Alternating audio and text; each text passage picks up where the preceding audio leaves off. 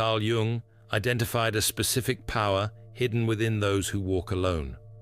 While society sees them as outcasts or broken, Jung saw them as the most psychologically formidable individuals who ever lived. What Jung discovered about loners who keep no friends wasn't just controversial.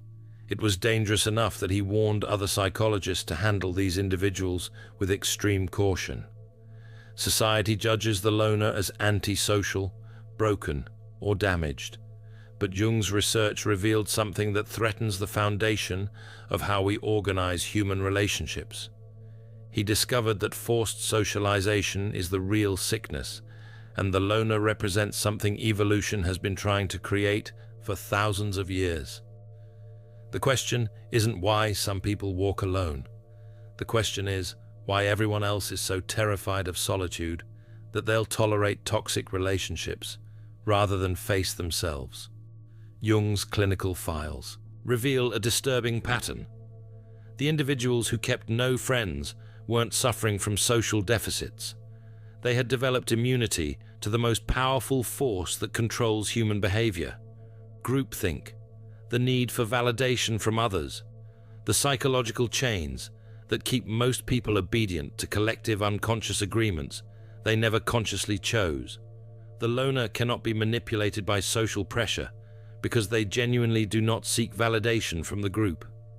Jung called this psychological independence. Most people think they make their own choices, but Jung's research proved otherwise. Through his concept of the collective unconscious, he showed that most human behavior is unconsciously synchronized with group expectations. People dress alike, think alike, and make choices that feel personal, but are actually collective patterns they absorbed without awareness. Think about the last time you made a decision based on what others might think. What career would look impressive? What relationship would seem acceptable? What opinions would keep you included in your social circle? Most people make dozens of these calculations daily, without realizing they've handed control of their lives to invisible judges who never asked for that power. The loner exists outside this system, not because they're rebelling against it, but because they never plugged into it in the first place.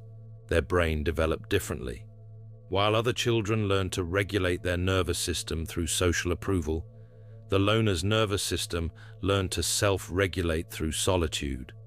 When other kids needed the group's laughter to feel okay, the loner felt okay alone.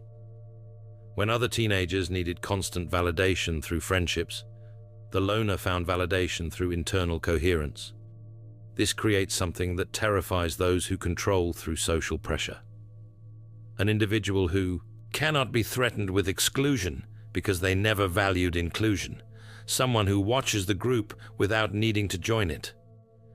Jung documented this pattern across dozens of cases, and what he found made him realize he was studying something more dangerous than mental illness. He was studying the only humans who had escaped the invisible prison that holds everyone else captive. The loner is a dangerous observer. Similar to Jung's empath archetype, the loner watches and collects data on human behavior with scientific precision. While everyone else participates in social theater, performing their roles and maintaining their masks, the loner sits outside the performance and sees the machinery that makes it work. They see the lies people tell themselves, the contradictions between what people say and what they do, the patterns that repeat across different groups, different relationships, different social systems. While others are busy performing, the loner is learning. Jung realized that loners develop a level of social intelligence that exceeds what most people achieve in entire lifetimes. But they develop it as observers, not participants. The loner notices that the person preaching family values is cheating on their spouse. They see that the friend who claims to support you subtly undermines you in group settings. They recognize that the colleague who smiles in meetings is sabotaging projects behind closed doors. These observations aren't cynicism. They're pattern recognition unfiltered by the need to maintain social harmony.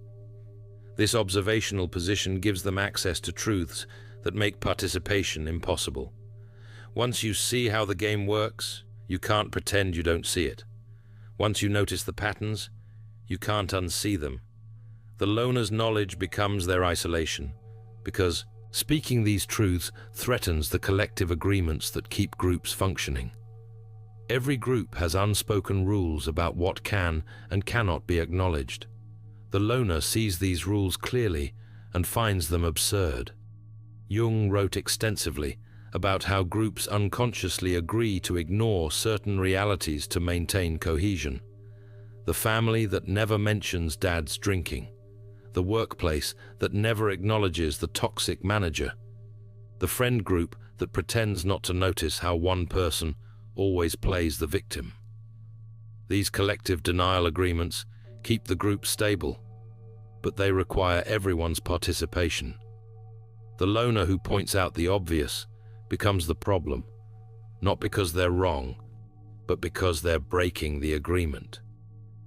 Most people confuse the loner with someone who is lonely. Jung was obsessed with clarifying this distinction because he saw how much damage this confusion created. Loneliness is a defect, a painful state where someone craves connection they cannot achieve. Loneliness is suffering caused by unwanted isolation. The lonely person scrolls through social media feeling excluded. They accept invitations to events they don't enjoy just to avoid being alone. They tolerate disrespect from friends because having bad friends feels better than having no friends. Solitude